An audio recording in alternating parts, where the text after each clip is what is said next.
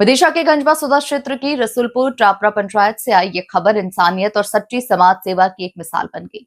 ये कहानी है एक ऐसे परिवार की जो सालों से उपेक्षा और पीड़ा में जी रहा था।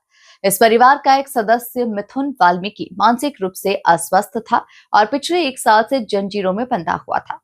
ग्रामीणों से जानकारी मिलने पर भाजपा नेता देवेंद्र सिंह रघुवंशी देवू, जिन्होंने न सिर्फ इस पीड़ित को आजादी दिलाई बल्कि इलाज के लिए विदिशा पहुंचाने की व्यवस्था भी की। देवेंद्र रघुवंशी ने इस मामले को गंभीरता से लिया और सीधे जिला कलेक्टर महोदय से संपर्क किया। प्रशासन ने तुरंत कार्रवाई की, सीएमएचओ विदिशा को निर्देश दिए और स्वास्थ्य विभाग हरकत में आया। पीड़ित परिवार ने बताया कि हमें कभी उम्मीद ही नहीं थी कि कोई हमारी मदद करेगा। अब ऐसा लग रहा है जैसे एक नया जीवन मिला हो। देवू रघुवंशी जी ने जो किया है वो एक सच्चे समाज सेवक की पहचान है। वहीं युवा देवेंद्र सिंह रघुवंशी देवू ने बताया कि मैं कुछ दिन पहले इस गांव में कार्यक्रम में आया हुआ था। जब मैंने इस स्थिति को देखा तो मैंने तुरंत कलेक्टर महोदय से संपर्क किया और उन्होंने भी तुरंत कार्रवाई की। संवाददाता राघवेंद्र औदिच्य की रिपोर्ट। कितने साल से इसे जंजीरों से बांध रखा है, क्या है बता? साल भर भाई जाते बा जंजीरों से बांधे।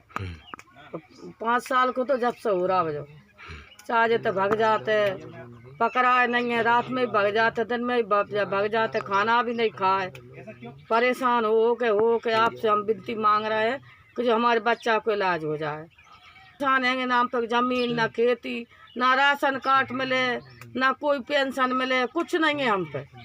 परेशान है रह भी, घर भी नहीं है रहने हाँ, के लिए? कोई नहीं सुने। अच्छा। हाँ, कोई नहीं सुने। हम तो झाड़ू झाड़ते हैं और गांव में से रोटी मांग लाते हैं और खाते हैं, जो हमारा काम है वो। यहाँ कितनी साल से रह रही हैं आप? जहाँ 12 साल से रह रहे हैं। अरे सुनता ही नहीं है। अच्छा। सुनत नहीं है, मैं कहते रहूँगी नहीं सुने। अपन उनसे क्यों तो बयान सुनी दे देंगे। आप क्या चाहती हैं? हम जो चाहते हैं हमारे बच्चा को इलाज हो जाए, हमें कोई मदद मिल जाए।